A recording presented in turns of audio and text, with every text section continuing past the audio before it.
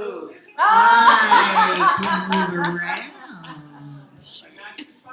And not too far. I know. I have Denise right there going, Come on back, just a little bit.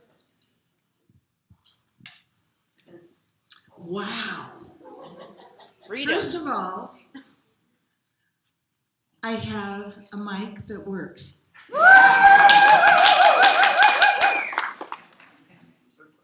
Secondly, I have a mic that works. And I have freedom. Woo! And for those of you who haven't been here before, and you have no idea why those things would be important, that'll fill you in.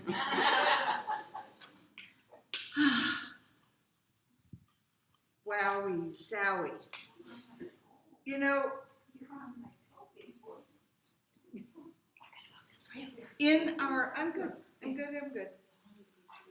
Oh, excellent. wow. I remember when I was really little, and right now, I remember when I was really little, and I would take all my clothes off. And I would run around. Because it felt so free to take all my clothes off and run around. I'm not going to take all my clothes off. As disappointing as that news may be.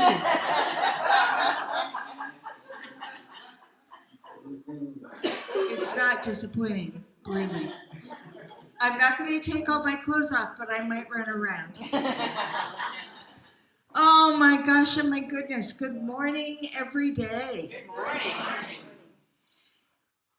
For those of you who don't know, although I think I have introduced myself or been introduced to everyone in the room, by the way, we are so blessed to have these members of Yvette's family visiting with us today. They were all in town from all over the U.S.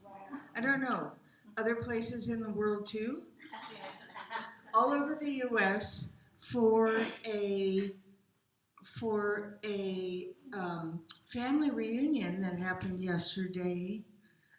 150 plus people came from all over. And it was a love fest from what I hear. And then they brought that love fest here. So we are so blessed to have you join us. And for anybody else in the room who hasn't been here for a while by any chance, I'll just remind you, I'll take a minute to remind you that I'm Rev Ann Rea, and you're at the place where it's at.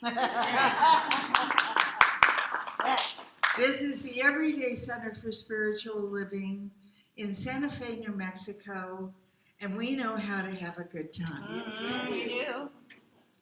We know how to have a good time in general. We know how to have a good time celebrating the life that is all life that lives in us, through us, as us, and all things and all people everywhere. We have a good time. We have a good time with each other. We have a good time just being together. And if you're not having a good time, you're doing it wrong. It's really that simple. Or you're not with your people. But that's for another Sunday. So we have been talking to fill those of you in who have not been with us every Sunday. We've been talking about money. And we've been talking about our thoughts and feelings about money. We have been talking about generational myths about money and the stories we may have heard, the ideas we may be holding ourselves without even realizing it. Man, this is good. We've been talking about forming a new understanding and elevating our consciousness, our awareness, our willingness to participate in life's generosity. Mm-hmm. Now, life is generous, you know. Have you had to ever go around when you were in a new place and try to find air?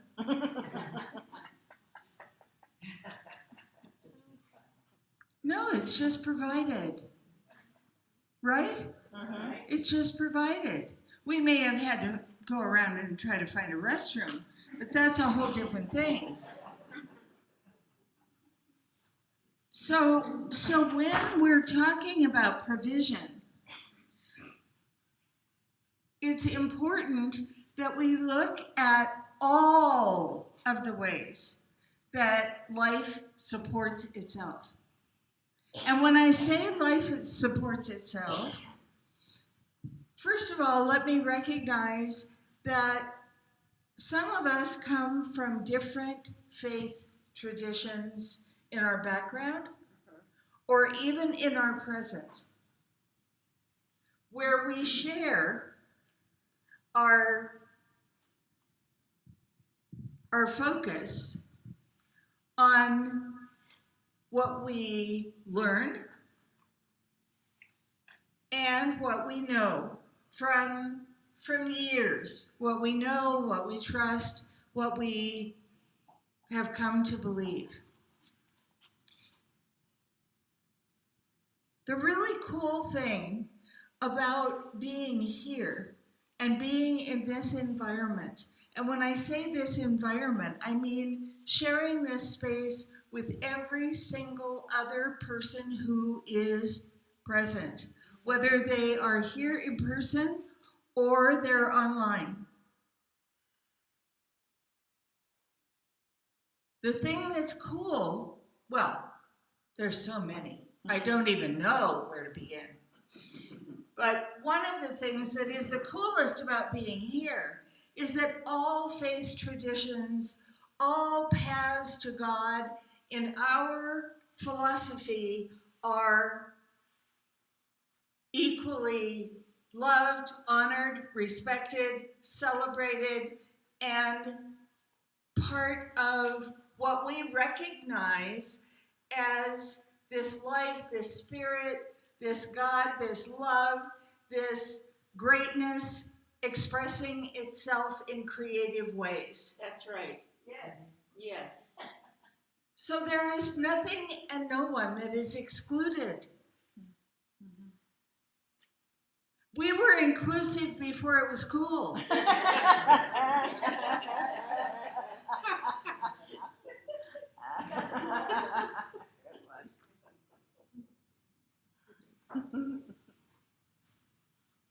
So if there are words that I use, for those of you who are visiting us for the first time, if there are words that I use or concepts that I mention that you would use another word for or you would say a little differently, fill it in.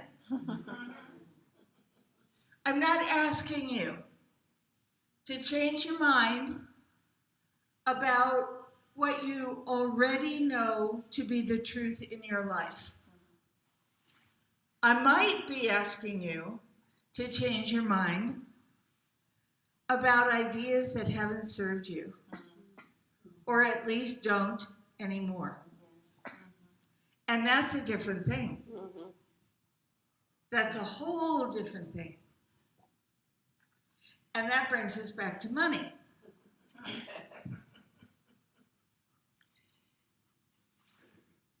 So the thing about money that we've already discovered in our conversations is that money is made up. It's a man-made, this isn't a judgment, it's just the truth. It's a man-made thing. In the earliest of times, people traded. If somebody had chickens and somebody else had cows, they traded milk for eggs. We traded. We traded pots or beads or beautiful creations for something that we needed. We traded. And the time came when it became difficult to carry your cow around. And so other things entered the picture that made it easier to trade, to make an exchange, because it's always been, always about an exchange. Giving and receiving, sharing our good. It has always been an exchange. Then somebody had the idea, oh, let's do coins. And then let's do paper. Okay. And then somebody else decided how much it was worth. All man-made. All man-made. So the really important thing to recognize about that truth is that it has no power of its own. Money has no power of its own. It only has the value and the power that we give it. You know, it's really funny. Some of the people in this room know that Denise and I journeyed to Europe this past year. And one of the things that we were watching was exchange rates, right? Because we were hoping for the best possible exchange rates. And what are exchange rates? They're made up. Somebody decides in one country or another that this is today's value of their money. And then that impacts everybody else. Holy moly. I would love to be in the position of deciding in that way where it impacted everybody else. Actually, I'll let you in on a little secret. I do believe that what I know and believe, I can impact everyone around me with that belief, uplift everyone around me, encourage everyone around me, shine light on everyone around me just by thinking about it. Yes. But that's not the same thing as setting a value. Do you know what I mean? It's not the same thing as deciding that today is a dollar in the US is worth $1.25 in Canada, or 80 cents in the UK. It's not the same thing. But somebody makes that decision. And still, It's a somebody. It's not the money itself. It's not the money itself.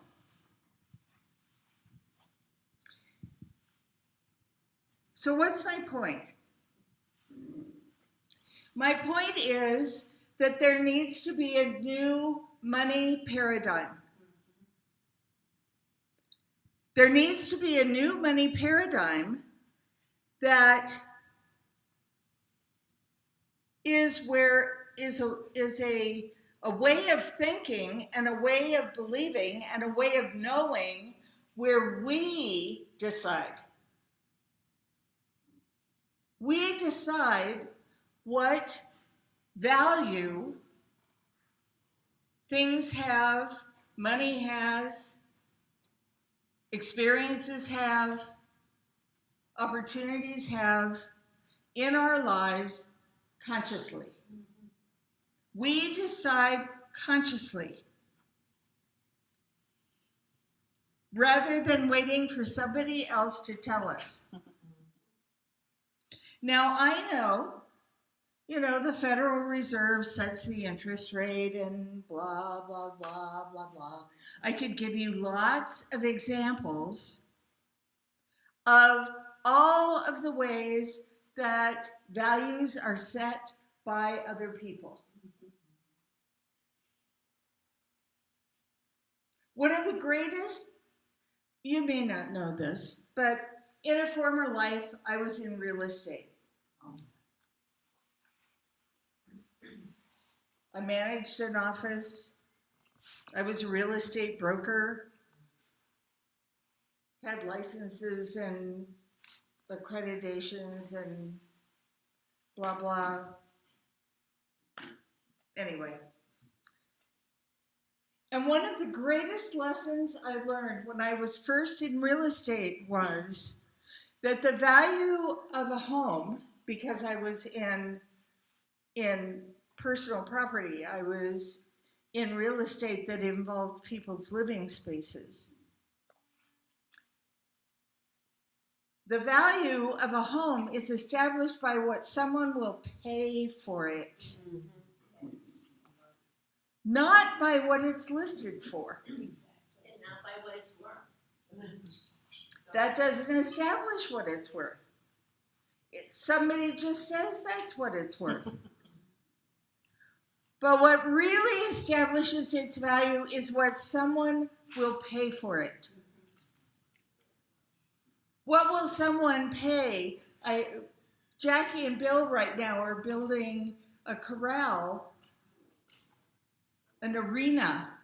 I learned, it's important I correct myself, an arena where Jackie can ride her horses. She already has a corral. When they decided on this project, they did research to decide how much they were going to spend for lumber, how much they were going to spend for contractors to come or builders to come and do the things, their part, digging post holes and all of that sort of thing. They decided.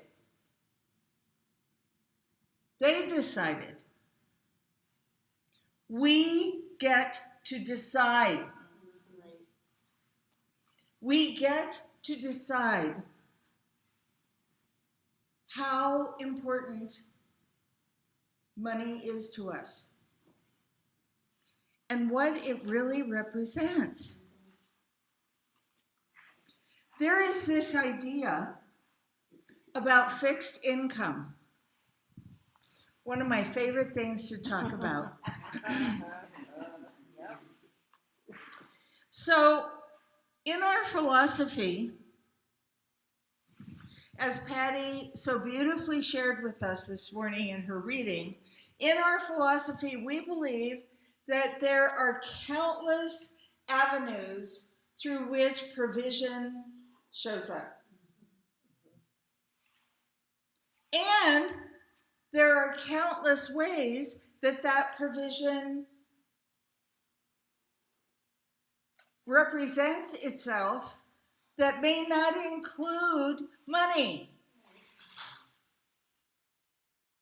You remember my example way back at the very beginning about air? You go to a new place, do you have to find the air? No. The air is there for you. How does that happen? Because it is provided. We are provided in ways that we've long ago stopped noticing. We are supported 24 hours a day, 7 days a week, in ways that we long ago stopped noticing. What we look for is what appears to be missing.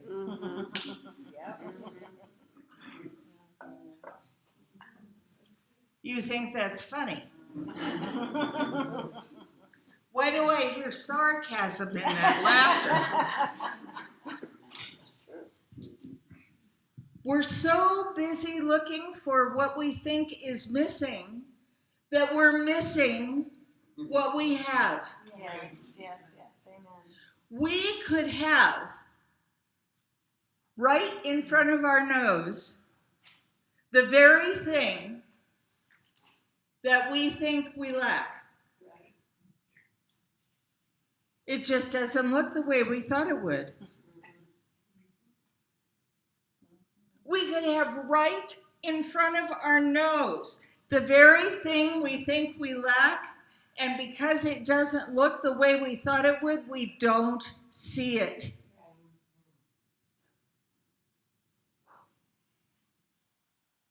So we can't say yes to it.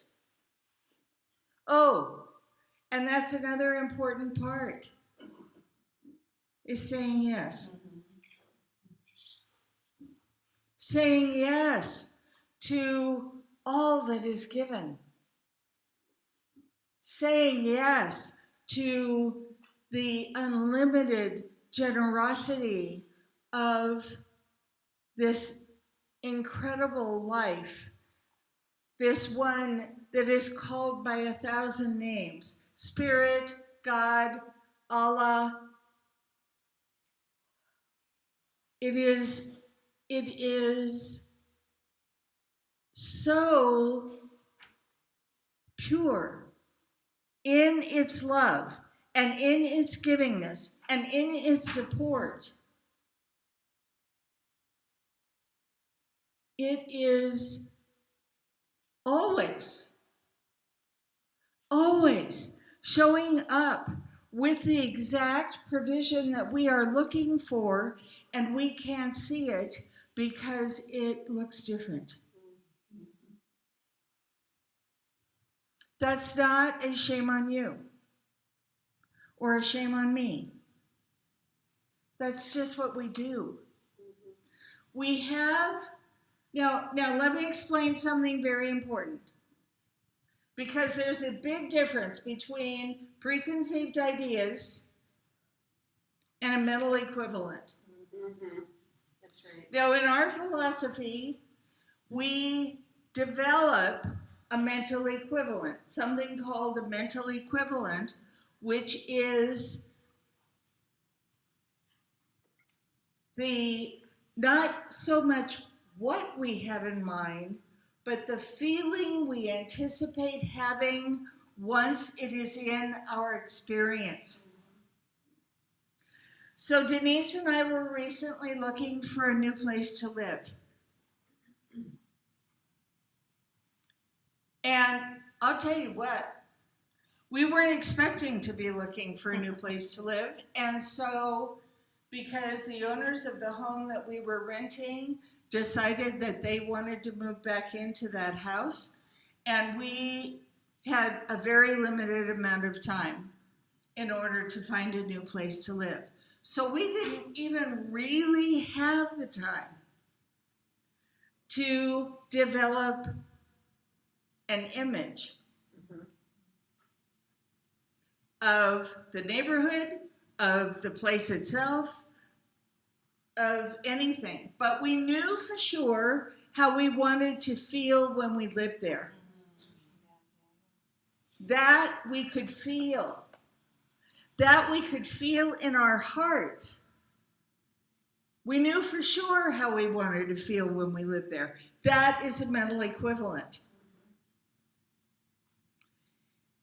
The reason that I'm making this point is that our preconceived ideas,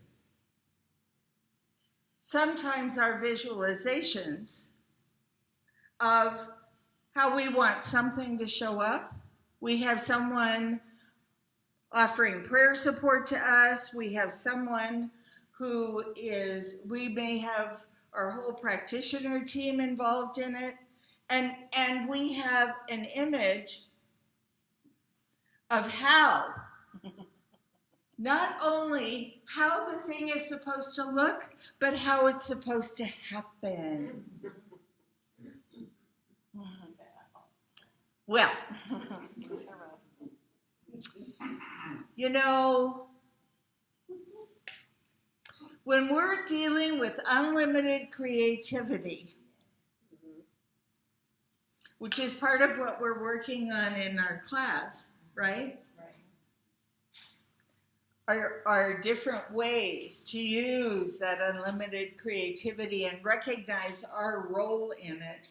When we're dealing with unlimited creativity, why in the world would we think it was our job to say how it's supposed to happen? Amen. Why in the world would we set limits on how it's supposed to look?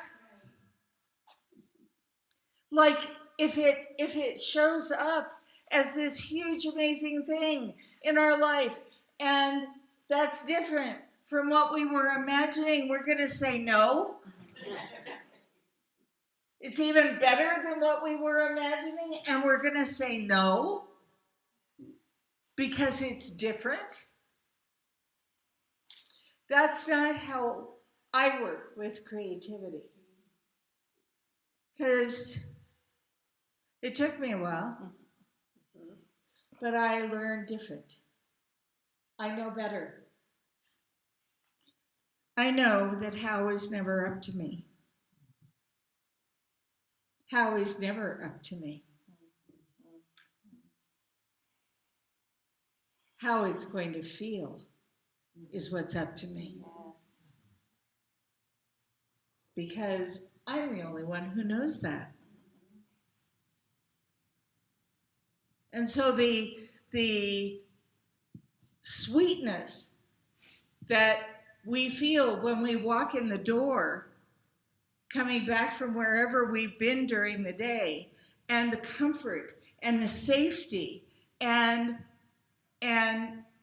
the how we relish the sanctuary of our new space and all the birds that come to dine on our considerable generosity. And all of that is just, you can't put all of that into an image. You can't put all of that into an image. It's too limiting. So the new paradigm for money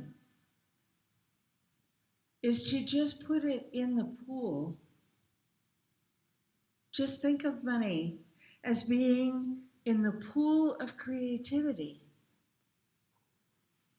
in the pool of all that is available from this unlimited resource.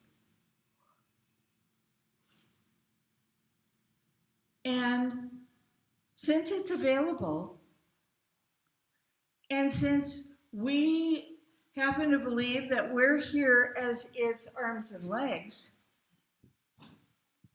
and voice, and eyes, and ears, Our whole job is to say yes. And to catch ourselves when we start thinking limited thoughts. Yes.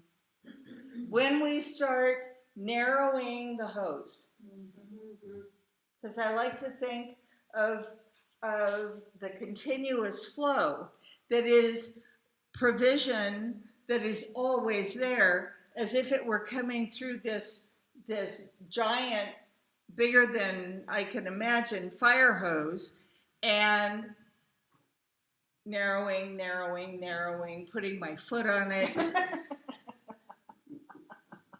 I get to control the flow by what I'm willing to accept. How open am I? How available am I?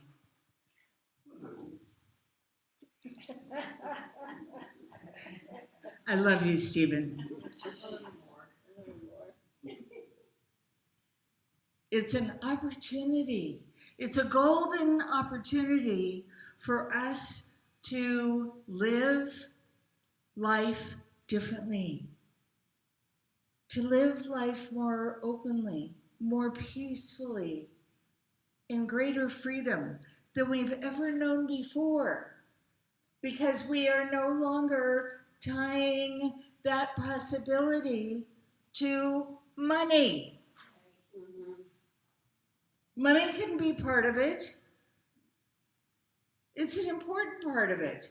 It's our means of exchange, right? It's one of our means of exchange. Our other means of exchange are doing things for each other, offering each other a smile. That's a means of exchange. Offering to be of service wherever we can, or be of support wherever we can, in ways that we can. That's an exchange. And that doesn't involve money. Does it mean it's less valuable or less important? No. So a new paradigm is about yes. About yes to our good. About yes to sharing our good. About yes to really looking in and making sure that we feel worthy and deserving of our good, and to notice that we're not taking anything away from anybody else. That's right.